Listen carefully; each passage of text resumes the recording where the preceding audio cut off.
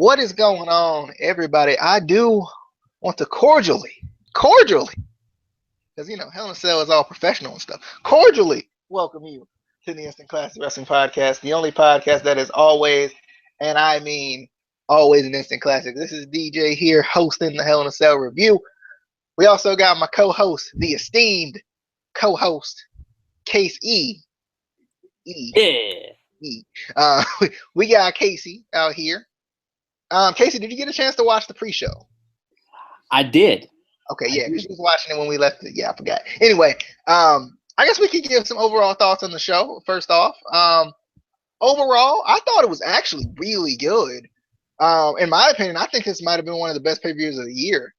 Because I mean, and maybe it's because we went into it kind of like, I don't know how this is gonna play out, but it turned out to actually be pretty good. I enjoyed it a lot. I thought it was really good. I enjoyed it. I was excited for it. I wasn't tired because I haven't done anything all day. So I think that helped a little bit too. Like when you can just kind of relax and watch it. That's always a good thing. But Casey, overall thoughts on the show? I don't exactly agree with you that it was a great, amazing show. It wasn't horrible, but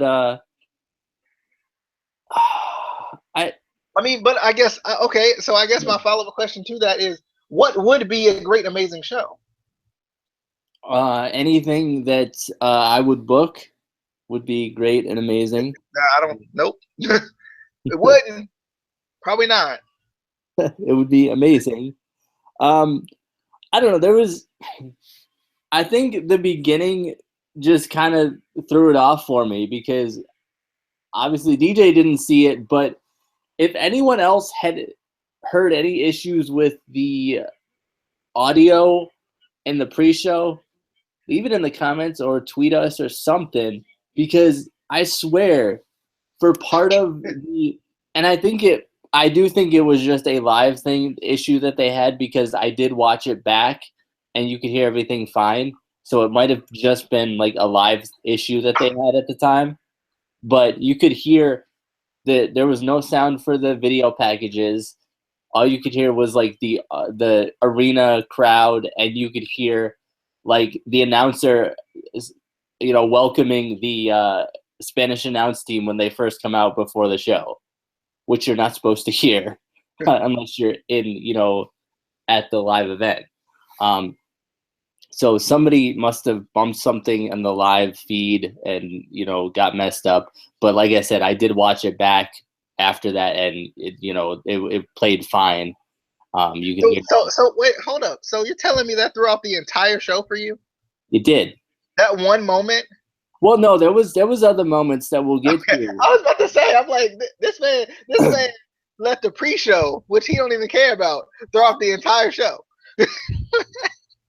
Anyway, let's jump into it. We had the pre-show match. Only one pre-show match, and I like this. I kind of hope they start doing something with the pre-show, like making no more contenders matches or something on the pre-show, because the crowd was not into this match, now, albeit only like half or so of the crowd is even in the arena when the pre-show matches are going on.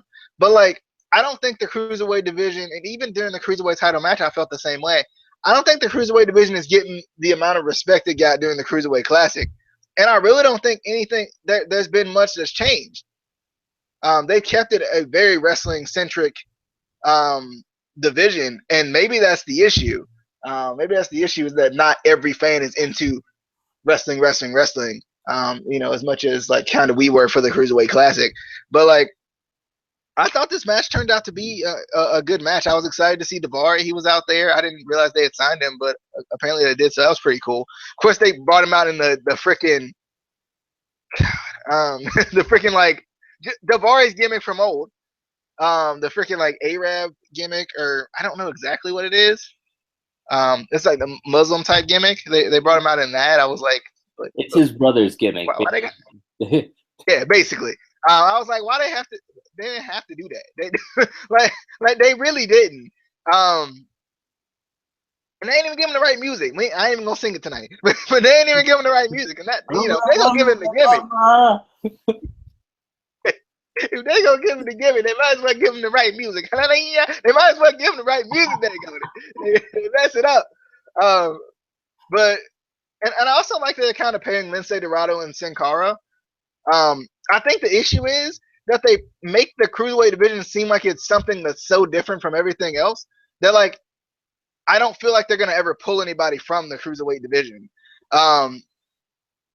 So maybe like because they're teaming up Sin Cara and Lince Dorado, they have like not necessarily matching attires, but at least matching colors. And I know they teamed up together before, so that's kind of why. But still, I thought this was a good match though. I enjoyed it. There was a lot of good stuff going on. I just felt like the crowd wasn't into it. And it was funny. I don't know if you caught this, but near the end when Drew Gulak like there was about to be some kind of high octane move or whatever, right? And Drew Gulak catches him in a freaking dragon sleeper. Did you hear the crowd start booing that, or was that just me? I felt like they booed a lot tonight. So it was so freaking weird though. Like I was like, okay, like this man does a submission, and they're like, nope, we don't want that. We want high flying stuff. We want to see people do high flying, octane, all the good stuff. No, I was so mad about that. I don't know if they were booing or they just got really quiet. Like something happened during that part of the match, and I was like, why?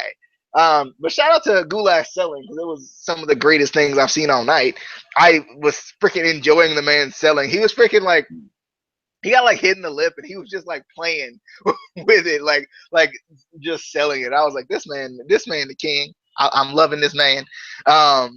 But this was just definitely a good match. Sin Cara, Lince Dorado, and Cedric Alexander end up getting the win. But I enjoyed the match.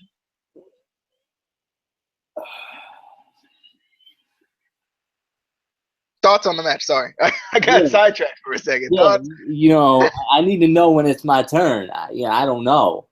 Sorry. Cubs win. Yeah, Amy. Was it 3-1? What now, Amy? What was the score? It was 3-2. Darn it! I was so close. But first of all, Renee Young pronounced Lince Dorado's name wrong. She called him Lince Dorado, and I was like, come on, Renee. Come on. Out of everybody, you should get the name right. But it was definitely a good match. I just hated that this was on the pre-show. It just shows that just within a few months, they already don't care about the cruiserweight division. I mean, if you really want to push something and get it over, you don't put it on the pre-show, just because, kind of like DJ said, it's at this point, if you're putting it on the pre-show, half the time in pre-shows, the full crowd isn't in there yet. The arena isn't full. I will give them credit. It was fuller than other pay-per-views that we've seen with pre-shows. But you can't run that risk when you're trying to push something like the cruiserweight division. If fans don't see it, how can they get behind it?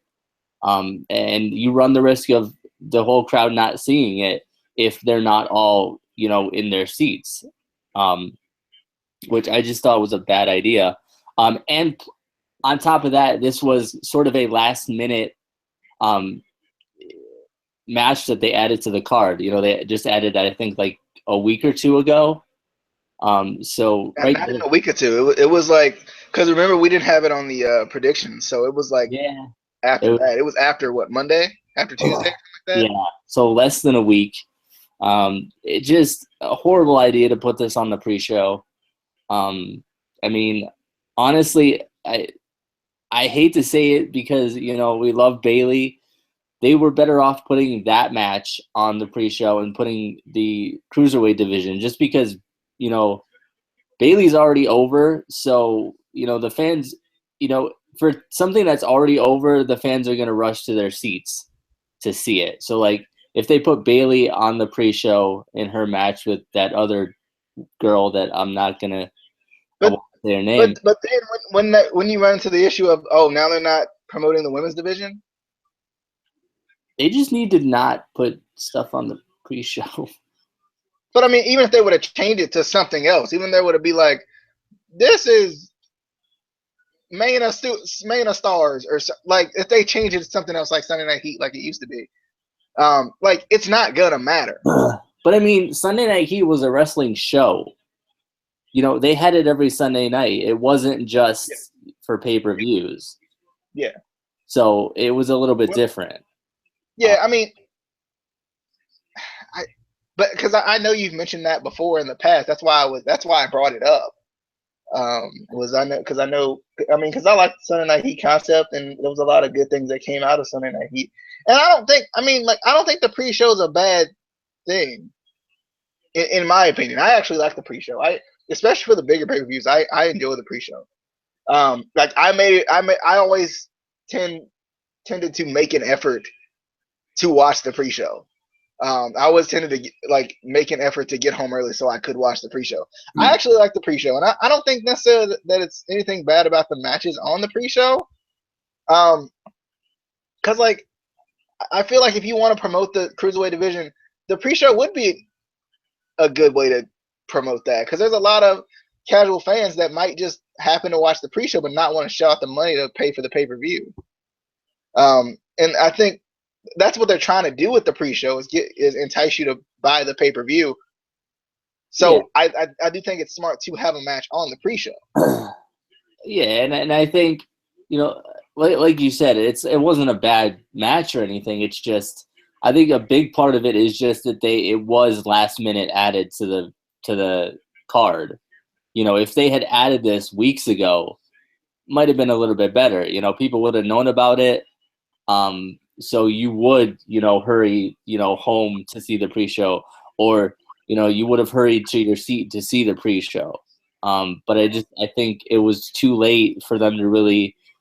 If you're gonna put a match on the pre-show that late, just don't put it on the pre-show. Yeah, I think they should they need to change the name of the matches on the pre-show, not make it too gimmicky, but make it feel like it's must see. So call it this is gonna be our pre-show exclusive or something. Make it feel like it's something we should watch. Because I get it. They're trying to oh my God, there's a match on the pre-show. What? You get a free match. What? You know, I know what they're trying to do, but I just don't think it's working. Yeah. But anyway, let's jump into the first match on the card. I guess we can start off before we get to the match. I'll just kind of talk about the video packages I liked, definitely. I mean, I like them all for the most part. I definitely like the one at the very start. I mean, even though Hell in a Cell is a kind of a gimmicky pay-per-view, well, they're all technically kind of gimmicky. But I mean, even though Hell in a Cell is kind of match pay-per-view, so you know what you're gonna get when you go into it. I like how they kind of, they incorporate the Ouija board in and everything, and all of that. I just thought that it kind of added a cool effect to it. I definitely enjoyed it. And then the one that really got me, I love the Kevin Owens Seth Rollins video package. I thought that was amazing. I like how they put together the Kevin Owens show type thing. It was kind of like they were showing highlights from like the Kevin Owens show as if it was kind of like the highlight reel or whatever. You know how if you guys know what I'm talking about, on the highlight reel, they'll put highlight reel in the corner when he's showing highlights from from weeks past or whatever. I just thought that was kind of cool. I like the way they edited that video package. How they what? Shut up. And then we got the Charlotte versus Sasha Banks video package. I liked a lot. Simply because I felt like the Mick Foley thing came off a little bit better via video package. Can't even talk right now. Bruh. Shut up. Via video package. There's too many D's, darn it. Via video package.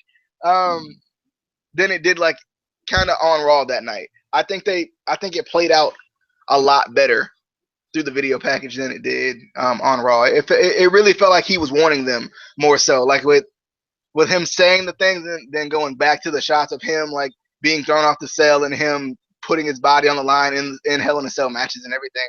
I just think it made it feel like he wasn't putting them down, but he actually was kind of warning them, and I like that. But any thoughts on any of the video packages before we start the matches in the show? Yeah, the freaking I gotta hold up. There we go. There was an echo. Had to do it. I'm sorry. I I'm just gonna leave my mic unmuted like you would. Every time there was an echo from yours, you would just sit there with your mic unmuted the whole time. I'm just gonna make you sit through it. Fine, whatever. Actually, it's gone now. But after watching the Sasha Banks, Charlotte McFoley video package thing, it did make more sense to me. He was more kind of Charlotte and Sasha were ready to kind of rush into the match. And he wanted them to kind of think about it before they jump in without, thinking about what may happen, what they're getting into. Kind of like, don't jump into a pool before you know how to swim, or, don't jump into the water, before you know what's in there. Just because, they don't know really what could happen.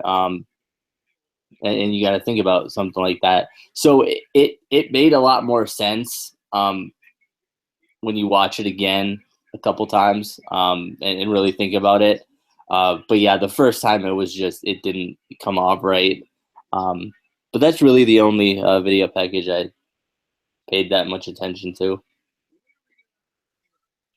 Alrighty, let's jump into Roman Reigns versus Rusev for the United States Championship. I wasn't mad if this was the first match on the card.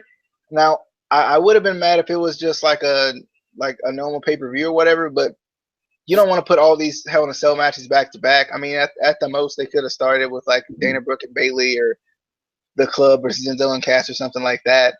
But thing to start out with the U.S. title match. I enjoyed this match. I thought this match, like I said in the predictions, it kind of caters to these two guys because they are kind of very physical wrestlers, very power oriented wrestlers, and that makes a lot of sense for a Hell in a Cell match. And I enjoyed this match. I love the spear off the steps that Reigns won with. I enjoyed that. I just enjoyed this match. I think they worked well together. I don't know if they're going to keep this feud going because they kind of talked about it on what was it, Raw Talk or whatever that they're calling a new network show or whatever they're calling it. But talking, baby, yeah, because we're talking Raw and it's Raw. But I just enjoyed this match. I just thought it was good. A good way to open the show. I mean, and I don't think it's necessarily a bad thing to open the show with Hell in a Cell. It'll get people into their seats as quickly as possible. So not necessarily a terrible thing in my opinion. But Casey, thoughts on Roman Reigns versus Rusev? Well, first of all, Cole needs to stop saying and to add some international flair before introducing the Spanish and German announce team every time, because it gets annoying. Just introduce them. You don't need to add international flair. Stop it. I hate you, Cole. Sorry, I try not to, talk bad about Cole throughout the whole review. So, just that one time, I might say more things about him later, but I'm going to try not to. On to the match. One thing I kind of didn't like was that Roman is the one that had been in a Hell in a Cell match before, but he was the one looking like he kind of wasn't sure what to expect during his entrance. And Rusev just kind of didn't seem like he had any worry at all. I felt like that should have been a little bit reversed. I felt like Rusev should have felt like he, wasn't sure what he was getting into, a little bit worried. It felt weird to me. I did miss the very beginning of this match because there was a little bit of network lag, which happens, whatever. But I love how they try to sell a kick to Roman's ribs. This man wears a thick padding on his chest, back, and ribs, and you're trying to sell a kick to the ribs. bruh, I hate that stupid thing that he wears. It just, for me, it takes me out of the match when they try to do stuff like that. But I felt like the in-ring work was kind of boring, but I liked everything they did on the outside with the cell itself, with the ring steps. I thought that was, pretty cool. Rusev put the 300-pound steel steps on the turnbuckle, which was interesting. I was, curious what he was going to do with that, just because we haven't. I don't think we've seen anybody actually put the steps on top of the turnbuckle before. That was unique. Rusev ties Roman up in the ropes and hits him with a kendo stick in the heavily padded chest plate. Again, WWE, if you're going to try to, do something with his chest, take off the chest plate. It's just like... I am surprised that he didn't go after that in any form or fashion. Yeah, I'm surprised. And this would be the match that it would happen too. Would be like a Hell in a Cell type match where they would go after that vest. I'm surprised really no one has. I think a while back somebody did. I can't remember who, but not nearly as much as I would think. I did like the match, but like I said, they just need to get rid of that chest plate if they're gonna try to do spots with his chest or his ribs or something to make it more believable. And I'm glad that Roman did retain.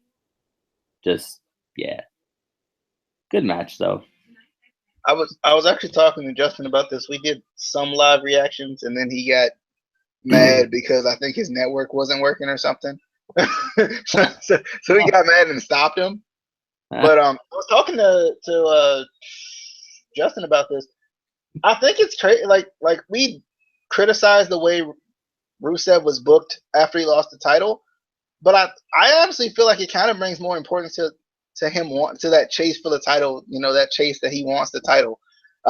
Simply because he kind of seems lost without it. So it's kind of like he needs it. Like he always strives to have it because he needs the title. He needs the title to have purpose. And I just kind of it kind of all the booking it seems like an issue on the surface, but it kind of makes a lot more sense when you think about it. In my opinion. But let's jump into Dana Brooke versus Bayley. This match wasn't bad to me. I just didn't like the way it ended. I like how Dana worked the arm. I thought that was, was a good way of her doing what she's doing. I wasn't mad about that at all, but I just hate that Bayley just won with one Bayley to belly. She got dominated the entire match, and then hits one Bayley to belly, and it's over. And okay, all right, it's fine. It's Bayley. She's cute, so it's fine. But if Cena does it, the world must end. The world must end. I'm just gonna throw that out there. Anyway, I didn't think the match was that bad. I just didn't like the way that Bayley won. Just kind of one move, LOL, ha ha.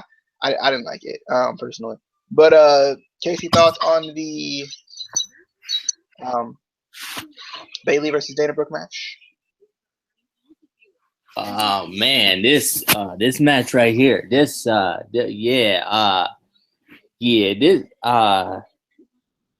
went to the bathroom. So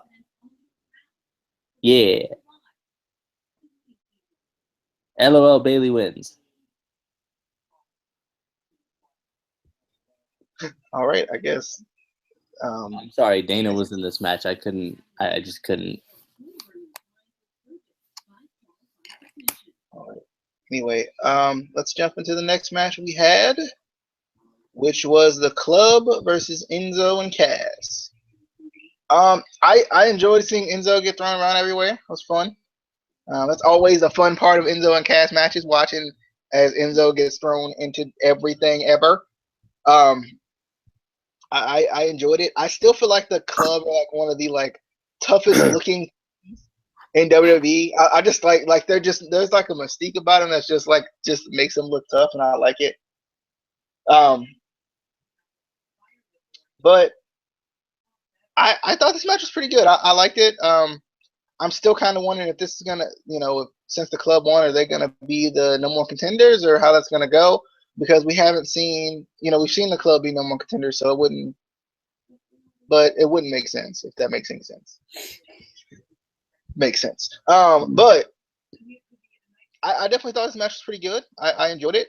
The club did end up winning with the Magic Killer, but this was just kind of your typical tag team match. It was cool to see two of the top tag teams doing their thing. But any thoughts on Enzo and Cass versus the club?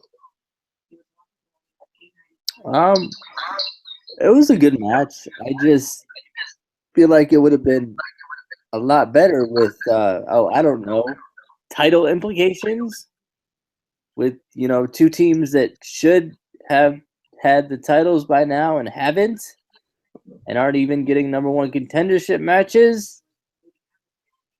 Well, there's really never technically any number one contenders matches for any title ever. It feels like. Still, some sort of title, like other than we don't like you, blah blah blah. There was no like, and I know we've talked about how you can just have the matches like that with no title implications, whatever. But I feel like these two teams both for so long have deserved a title match or a title shot or a title run, and they just get pushed to the side every time. And it's just kind of getting annoying to this point. Like, just give them it, even if you give like Enzo and Cass the title for like a week and then have the club win it. Like, you need to give somebody else the titles. It's well, I think they're going. I think it seems like they're going in the direction of having the New Day break the record, the main record, like the big record. They've broken all the other ones, so it's stupid. I mean, but if they don't, but it's like if they don't break it now, like there's no like they might as well. In my opinion, I feel like the New Day might as well, and not just because I like them. I just think like they've already held the titles for long enough that like they might as well go ahead and break the record too. Plus, to a certain degree, they kind of deserve it. After all the crap they went through when they first came out, they kind of deserve it. After getting themselves over, we talk about how we want people to be rewarded for getting themselves over, and someone finally does, and we're not happy about it. I'm fine with it. I hope they break the record. But anyway, let's jump into the WWE Universal Championship match. We got Kevin Owens versus Seth Rollins for the Universal Championship. In Hell in a Cell. I really enjoyed this match. I knew it was going to be good from the very beginning, but I really enjoyed it. I like how Kevin Owens kind of, he kind of did his little thing where he's, I'm not gonna do it, not gonna do it. Then runs back into the cell. I thought that was freaking pretty cool. Like I said in the predictions, I hate that Kevin Owens is seen as a transitional champion. I like he's too good to be seen as a transitional champion. So I hate it that he's seen as that, because and for the people who hate on Kevin Owens because he doesn't look like the typical wrestler, it's funny because we want people that don't look like the typical wrestler, then we get somebody who doesn't look like the typical wrestler, and oh god, they're fat, or something, right? And I feel like that's kind of the people's issue with Kevin Owens is like they're like, oh god, he's fat, so he can't be a wrestler. He can't happen. And to me, he just feels like one of the most relatable wrestlers to anyone watching, right? Like you can just relate to him. I just enjoyed this match. I love the senton to the back. Only thing I didn't like is Seth Rollins not selling the back, bruh. I love Seth Rollins. I do. I think he's Mr. Pay-Per-View. I said it when he came out. I was excited to see him. But the man didn't sell the back at all. And I was like, why? Like, this man should be selling the back on the way to the ring if they want to build up the fact that the powerbomb on the apron is this huge deal, like they did at the end of Raw. Oh my god, he might not even be able to make it to Hell in a Cell. You know, like they built it up like it was, but then he comes out and he's completely fine. Seth Rollins, I'm good, bro. I never have liked that, and because I don't think the last person to really sell an injury from a previous like attack or a previous match was Rusev, and that's why I like him so much. Because when he sold that freaking ankle lock that Jack Swagger put on him like a week earlier, I was like, this man is the king. But yeah, I just didn't like that Rollins didn't sell the back like from the very beginning because he should still be hurting. It shouldn't have to take. Like I get the kind of adrenaline and everything, but he should be hurting a little bit. You would think. But love the senton to the back. That was freaking. I was like, oh god, no. Then the freaking fire extinguisher to the face of the referee. He got him twice. I thought that was hilarious when he got him the first time, and then he like pushed it like by accident or whatever again. And he was like, oh, oops, let me put that down now. I thought that was freaking hilarious. And then Jericho comes into the cell. At first, I thought that they had two referees in the cell, but that must have been because the referee got sprayed in the face or whatever. So they brought in another referee. Because at first I was like, they keep two referees in the cell. I never noticed that, but maybe I was wrong on that one. But the power bomb through the tables on the outside was freaking ridiculous. It was amazing, but it was so freaking ridiculous. I loved it. And then Kevin Owens ends up winning with the power bomb through the chairs. I thought only thing I didn't like about the power bomb through the chairs is I thought it should have been like a pop-up power bomb of some sorts. It was just weird that it was just a normal power bomb from Kevin Owens. But also Owens sold the freaking like he was gonna do the doggone package pile driver for so long in this match. I don't know if you noticed that, but it felt like he sold that for so long. I was like, this man gonna slip one day and hit it. He's gonna slip one of these days. He's gonna slip on like sweat or something on the mat, and he gonna hit it by accident. But this is a good match. I enjoyed it. I think I knew it was gonna be good. I just didn't feel like it kind of was fitting of a Hell in a Cell match, just because like Triple H is the root of this feud, not Kevin Owens. So that was kind of the thing for me. But Casey, any thoughts on Kevin Owens versus Seth Rollins? First of all, what made you mad is not what I thought would have made you mad about this match. There was something else real big that I thought you would have hated. But do you remember who came out first? Oh no! I saw that and I was like, "Yep." Hold up, there was. I thought you was talking about, but that was in the Enzo and Cass match. When Enzo came out and touched my girl like that, you know, she looked at me. I saw it. You know, she looked at the camera and she was like, you know, baby, I'm sorry. You know, I saw it. Oh, I'm gonna talk about your girl later. But the champion came out first. I'm just letting you know that DJ don't like that. On the bright side, at least he didn't lose for coming out first, because usually that's how they do it. They're like, oh, let's send the champion out first and let him lose. But I was actually surprised that this came before the women's Hell in a Cell match. That surprised me. But to this point, I thought this was the match of the night. Actually, this to me was the match of the night. Owens, this man took Rollins' gum off the dirty canvas and he put it in his mouth. Bruh, there's all kinds of. Do you know what is on that mat? There is spit and blood. Not to mention what's on the gum.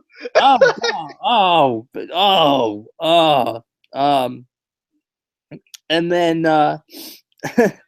Owens tore off Rollins' kinesio tape, which, let me tell you, hurts like hell. I've had to have that on my shoulder, and when it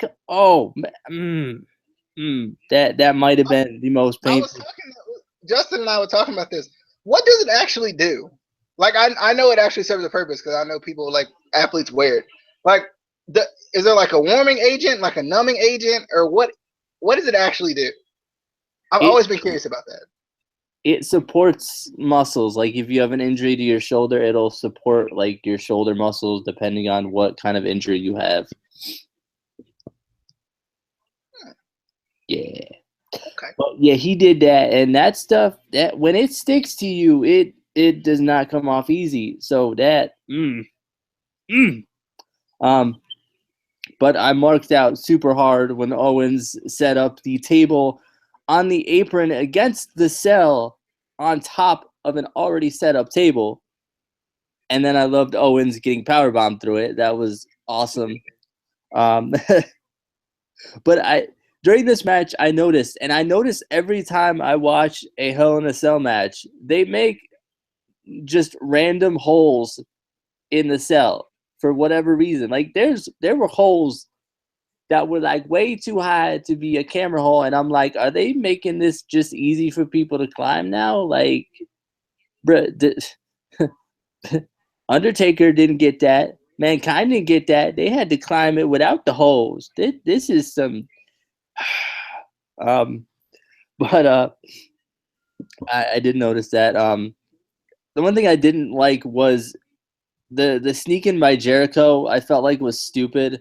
You know, it just I don't know when I personally have never seen, and I've seen some referees taken out, like knocked out during Hell in a Cell matches. At no time have I ever seen a referee actually taken out of the cell because they were hurt. I felt like that was stupid, and that was just trying to give, Jericho an excuse to sneak in. I felt like they could have done something better. Even if he brought bolt cutters and got in, I would have been okay with that. But the fact that they did that, there was a couple things tonight that I've never seen happen, and they tried to pull it off like, oh, this happens all the time. But we'll get to a couple of the other ones later. And then the ref doesn't kick him out and just kind of lets him stay there. Like, oh, okay, that's cool. No, don't kick him out or anything. It's cool. But it just bothered me. I would have been okay with it if they were adding more tension between the two. Like if, Jericho cost him the match and they kind of added more of a wedge between them. But they didn't do anything like that. I felt like, Owens could have just won the match on his own and it would have been fine.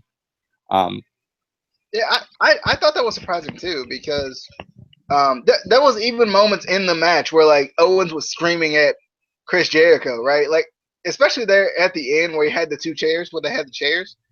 He was like, "Get in the ring," like really like upset or whatever. And that's when I thought like something was gonna happen, but it just didn't. And I was like, yeah. What? And then the powerbomb through the chairs. I thought I was watching PWG for a minute. I was like, this is not WWE anymore. They don't do that. What is this? That was awesome. But I do think this for me was match of the night. All right. I am done. You may move on. Anyway, let's get into the Cruiserweight Championship match. We got TJ Perkins versus Brian Kendrick for the Cruiserweight Championship. I don't know if I have to say Cruiserweight, say the titles 2 times. Anyway, it's just to make sure you know. I don't know how I feel about the purple ropes. I really don't. The purple, not only purple ropes, they even have the freaking turnbuckle pads. The W in the turnbuckle pads is purple. I don't know if you noticed that tonight, but they had it. That's not all. They have purple ropes. The turnbuckles are purple. They have a custom canvas with the Cruiserweight logos on it. They have purple lights. It's too much. It's way too much. They got this more gimmicked up than Sin Cara. like they got these matches more gimmicked up than Sin Cara out here. But I thought this match was good. I enjoyed it. I had a feeling Brian Kendrick was gonna find a way to win. Shout out to the freaking tying the man up, tying TJ Perkins up with the freaking wrist tape. That was amazing. Like I don't know how Brian Kendrick finds ways to just do crazy stuff and get the advantage, but I love it whenever he does it. He used the apron. He's used the guardrails. Like, I just love the way he finds ways to win. Like, ironically enough, I don't like finding ways to win. Dang on it, but somehow Brian Kendrick just does it, and it's so unique. He just finds a different way to do it every single time, and I always love it. I was excited for this match because they kind of had that added wrinkle of like, will T.J. Perkins lay down for him? You know, will he give him the title and all that stuff? That was, you know, and how Brian kind of played it off and whatever. Or the Brian Kendrick, as he said on the Raw Talk, whatever they call it. Anyway, I just enjoyed this match. I don't know. It wasn't match of the night like I predicted it to be. I actually predicted this to be match of the night because I was like, this is going to be the match not in the cell, so it's going to be good. But I enjoyed the match. Brian Kendrick got the win with the captain's hook. It was just definitely a good match. Brian Kendrick gets your new Cruiserweight champion. Casey, thoughts on the Cruiserweight Championship match? The championship of the Cruiserweights. I like. It was a good match. I just kind of like we said before, the purple is way too much. It almost gets to the point, for at least for me, where it distracts me a little bit from the match itself. Yeah, just like I think I muted myself. I get the purple, I do. Like, I get it. I get they're trying to like that. No, it's a brand and all this. Like, they're trying to make it like seem like it's unique, but they're already booking it like it's unique. If that makes any sense. Like, they're already booking it like it's very wrestling centric. And I felt like the fans weren't really into this match. I don't know if you felt that way, but I felt like the fans weren't really into this match. Yeah, I mean, I don't think anyone was really into this match as much as we wanted to be. You know, I do like, you know, they work well together, which is good. I like that Kendrick got the win and won the title, and I like that he built up heel heat in the process. But just it's way too gimmicky, and it takes you out of the match. They need to calm it down, you know. And plus, I mean, you're really taking all that time to change everything every time you have a match. Like, I can understand if you just did it for pay-per-views, but they do it for every Cruiserweight match. So if you have 3 Cruiserweight matches in a show, they're doing this. They're changing the ropes 6 times. The bad part was I didn't even notice it in the first one. I noticed the ropes, but not the canvas or anything.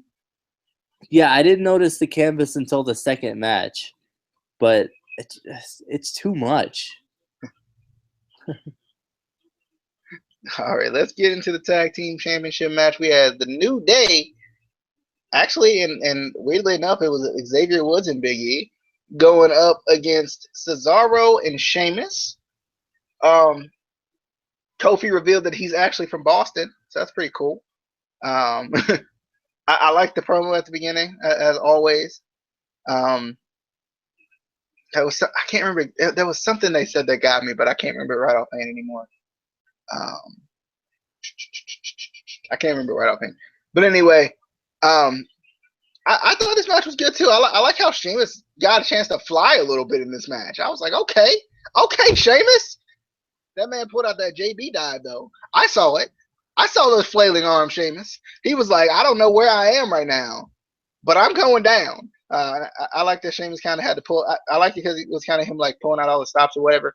But this is a good match. I like how Cesaro and Sheamus kind of had the upper hand. At first against Xavier Woods, and they were isolating him in the corner. They looked like they were going to actually somehow pull out the win. So I like the high drama with the sharpshooter there at the end. The tap out by Xavier Woods, but then on the outside with the little activities we had with Francesca too, and everything on the outside. But this was just definitely a good. I thought it was a good match. I want to see kind of what they're gonna do with Sheamus and Cesaro, because obviously they're still having their whole like miscommunication thing. So I'm wondering, is that gonna kind of trigger them to having like that kind of one more match type thing? will they have that one more match and finally finish the series for once and for all? But the New Day get the win. Actually Cesaro and Sheamus get the win via disqualification, but the New Day retain the titles because it was via disqualification. Casey, thoughts on the New Day versus Cesaro and Sheamus? Well, apparently this match was for the Raw Tag Team Champions, not the championships. Good job, JoJo. Can't wrestle, can't announce right. What are you good for? I bet you couldn't announce everything perfectly. I'm just gonna throw that out there. I could and I would and I You better back off my girl. I'm protective. Also, Corey Graves said that he'd be great by himself out there, but he has to work with Cole and Saxton. Cole immediately says, you could go it alone out here.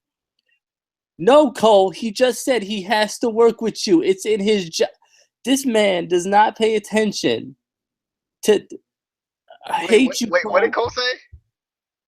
He immediately, right then, says, you could go it alone out here. No, he can't. He just said he has to work with you two. He just, pay it. Like, oh my God, I hate Cole so much. I hate him. Why can't he block us? So, anyway, I'm not even gonna lie. I was mad about this match. I mean, at the same time, I didn't want Sheamus and Cesaro to win just because I feel like, honestly, I didn't expect them to go any longer than Team Y2AJ did. It's not a team that I think is going to last a long time, so I didn't want them to win the titles. I'd want the New Day to lose. I want new tag team champions. Please. I don't care who it is at this point. Just somebody new. They are new. They're the New Day. Come on now. Somebody new that isn't the New Day. They're the day of the new. Come on. Out here. Don't understand the concepts of the day of the new. They're the day of the new. Didn't the Broken Brilliance tell you anything? Let's jump into the main event. We got Charlotte going up against Sasha for the WWE Women's Championship. I was excited this is the main event because I would be honest, I never expected it to be the main event. I know they built it up, like it was like the greatest thing ever, which as they should. But I did not expect this to be the main event. The match starts outside the cell. They start to kind of brawl outside the cell and look like they were going to go into the crowd and everything. And then they start climbing the cell and everybody's like, oh my God, what's going to happen? What's going to happen? And then we get a power bomb through the announce table. For some reason, I was expecting more. I don't know why. I just was. Because they were outside the cell. And when you get outside the cell, you never know what's going to happen. So I was expecting more. I actually expected and they probably didn't do this because Vince was probably like, nope, no one can ever take this bump again because that hurt me a lot. Freaking Vince took when he was trying to climb up the cell, and he got his head bounced off the cell and fell through backwards through the table. I was expecting that more than anything, but they were gonna take not Charlotte, but Sasha out on the the EMTs were gonna take him out, take her out. Him? And you just told me, did you just call my girl a him? It don't matter. She lost. But anyway, I hate you. We'll get to that. Charlotte goes back into the ring and she's like, dang on it. Give me my title. I love this. I don't know why. I just really did. I was like, she's like, dang on it. Give me my title. She's done. It's over. They were about to announce it. And I like how they actually were like gonna legitly kind of go through the announcement and everything. I like that. And then Sasha gets back in and she starts beating down Charlotte for like 3 seconds. And then Charlotte comes back and starts to work the back. I like that she was working the back. I like the monkey flip into the cell though. That was freaking. Oh, there was no like like the bad part about it was there was really nowhere for Sasha to go and like brace herself on the way down. That was the only issue with it. I was like, oh God, catch yourself, please. Let's go hurt. Um, but I did like the monkey flip into the cell. I like the. I was expecting a moonsault through the table, or like Charlotte to like moonsault herself through the table. Um, also like the freaking double knees in the corner with the chair underneath. I was like, no, don't put it on top. That's gonna hurt. Don't do it. That's gonna hurt you. I like that. I like the double knees into the cell into Charlotte as well. But Charlotte does end up getting the win here, which I was actually pretty surprised about. But I wasn't expecting her to win when she did. There was something I was expecting something else. I don't know what it was, but I was expecting something else. Well, plus because I wasn't expecting her to win anyway. But I'm not necessarily mad that she won. And the reason I'm not mad is not because I don't like Sasha, because I do. I love Sasha. I think she's fantastic. But in order to build this feud on the main roster, there's nothing wrong with trading the titles between two people at times, and that's what they're doing with the title right now. Plus, I think Sasha's still hurt. I think they're gonna like pull her off TV for a little bit and let her actually rest up until about probably like the Rumble or maybe Fastlane, or if they're still calling it Fastlane. Maybe let her rest up until about Fastlane or so, or maybe the Rumble. So then she can finally get that big pay-per-view win, because they're gonna let Charlotte milk for all it's worth. She's gonna probably keep the title until WrestleMania, and then finally I think Sasha beats her on a pay-per-view at WrestleMania. So then it makes the moment feel bigger. Because I mean, I'll be honest, no one's gonna give to like they would have cared because it was in a Hell in a Cell match, but no one's gonna care that Sasha Banks retained the title at Hell in a Cell, or whatever. Like they're just not, because it's Hell in a Cell, and people are gonna be like, oh, what's Hell in a Cell? Don't matter. So I would rather see her get her first pay-per-view win against Charlotte on the main roster, at least. I would rather see that at a Mania or at a Royal Rumble or something than for it to be at just Hell in a Cell.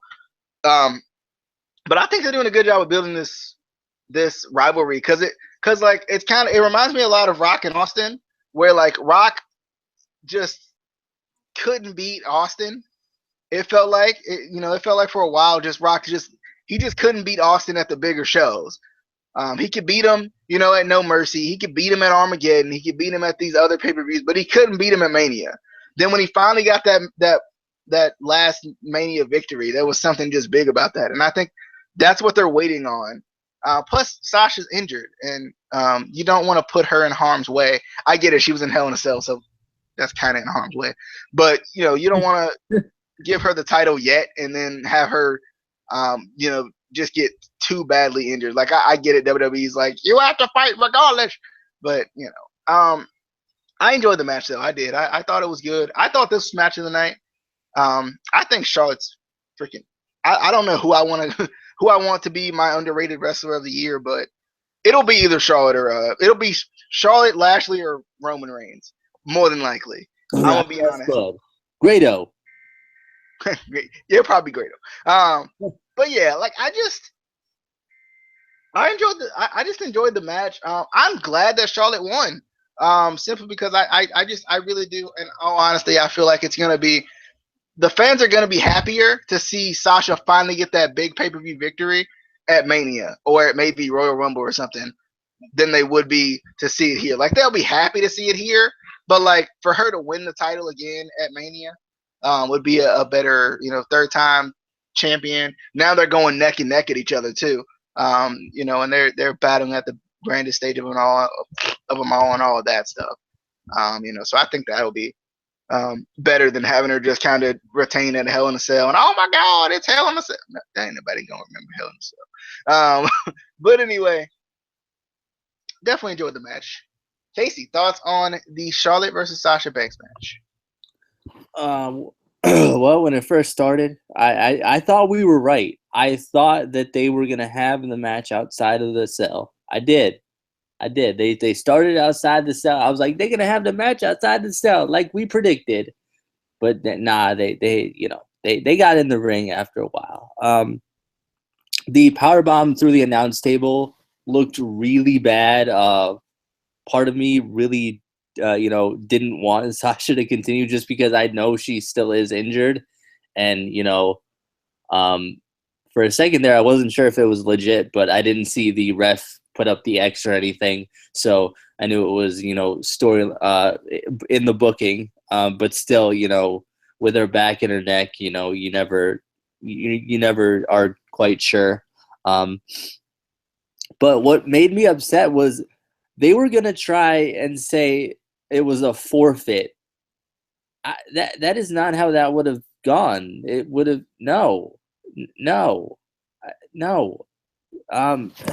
I've never seen someone taken out and it been a forfeit. Like unless you actually forfeit the match. I don't know. I just thought that was stupid. Luckily, Sasha gets in the ring and the match starts. I felt like she kind of. I get part of it was adrenaline. She didn't want to forfeit the title, but I felt like. It felt like she kind of no-sold her back for a while there when she first got in the cell. What? Oh no! You stop it right there. She didn't. Okay, yeah. When she first got in the cell, maybe, but when she got in the ring, she was selling it.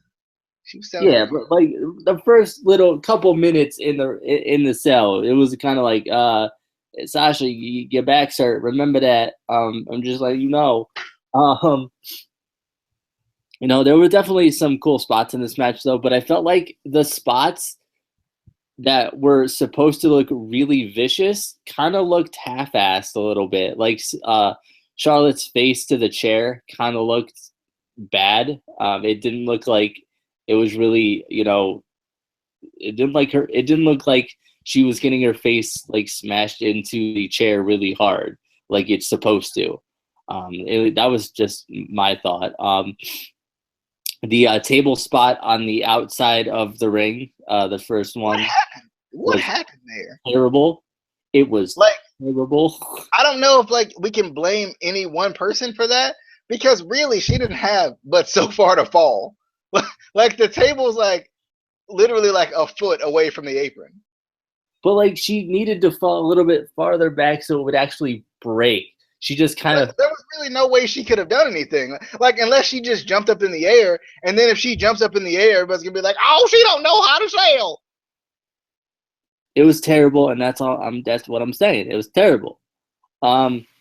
We got a nice chair shot to the hip to break the figure eight. A chair shot to the hip. But the only problem I had was. I don't know if you caught this, but immediately after that, when they got up, you could clearly see them calling the next spot. Yeah. I was like, come on now. You need to change the camera so we don't see that. Yeah, I saw that too.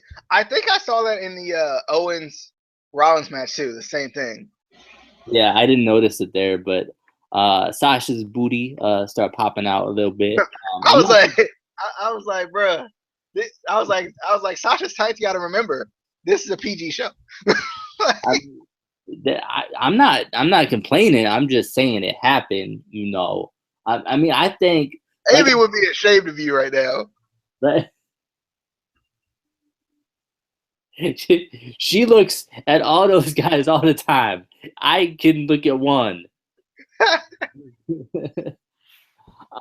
But no, I would, like I said to DJ before, I would say more of a PG-13, type of a show. It's good, it didn't show too much, just enough to keep you, interested in the match. But yeah, I didn't like the finish. I felt like, she needed to do a little bit more to really finish off Sasha. But, it was a good match, though. I still think the other Hell in a Cell match was match of the night. But this one was really good. And I feel like they didn't sell – commentary didn't sell enough that this was the first, women's match to headline a pay-per-view. Yeah, that is true.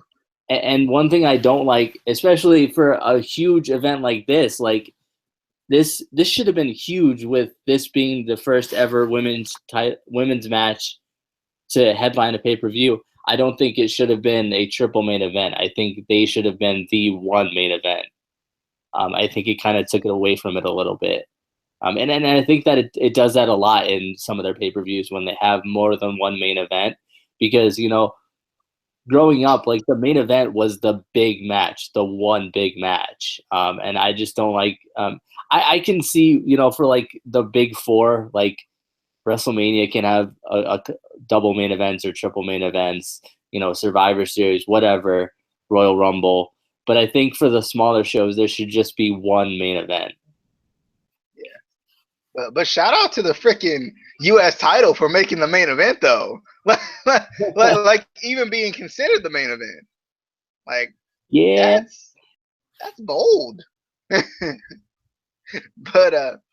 yeah, I definitely I enjoyed this match. I thought it was good. I don't know. Were you surprised that Charlotte won? A little bit, yeah. Because I know I was surprised. I was just like, because like it just felt like Sasha had just won the title. And technically she did, you know, but like, I mean, and I think it's good for the feud, though. I think it is good for, because when Sasha wins, it's going to be big. When she does win at a pay-per-view, it's going to be big, and it's good for the feud because it just kind of continues to let Charlotte continue to gloat until that time, you know, and talk about how she's beaten Sasha so many times on pay-per-view. Yeah, she can beat me at Raw, but blah blah blah. You know she's going to milk that for all it's worth. I'm kind of wondering who's if they are going to let Sasha kind of heal for a little bit. I wonder who's going to be the next contender. I could see it being Bayley, but I don't know if they want to push Bayley that soon. Like, they've had her in the triple threat women's title match, but I don't know if they want to push her that soon. I get that she's over and all of that, but like we've always said, the NXT transition is a little bit more difficult. You know, it's difficult to transition from NXT. It doesn't matter who you are to a certain degree. Just because like not everybody's watching NXT. And I think that's why they're trying to build this particular feud as much as they are, like in the way that they are, because like not everybody's watching NXT. You know, not everybody's used to the women coming out and doing what they're doing. You know, so they're trying to, you know, kind of make these two the mainstays for now at least. But that was your WWE Hell in a Cell 2016 review.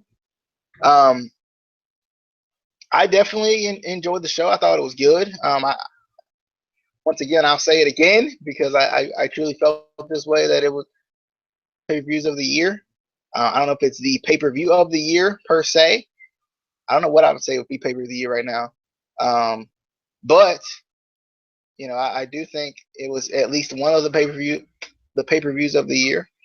But any final thoughts on the Hell in a Cell pay-per-view? I almost said Bound for Glory for some reason. Yeah, Bound for Glory. Yeah. Lethal Lockdown. That was a good, yeah. That Lockdown match, that was real good. That Monsters Ball match, that was phenomenal. No, it wasn't the best for me, but there's been a lot worse this year, I feel like. And, you know, we still have a few pay-per-views to go to really say, you know, what is the best pay-per-view of the year. I'm really excited for Survivor Series because Survivor Series is usually a good pay-per-view. But this was good. I was entertained. I'm glad, you know, the women finally got to main event a pay-per-view. So that's always good. I agree. I'm excited to see, you know, what's going to happen next. But anyway, that was your Hell in a Cell 2016 review. Be sure to hit that subscribe button for us here at the Instant Classic Wrestling Podcast. Also, follow us on Twitter. You can see it. It's in front of your face, I would hope. Unless you walked away. If you walked away, hey, I'm back.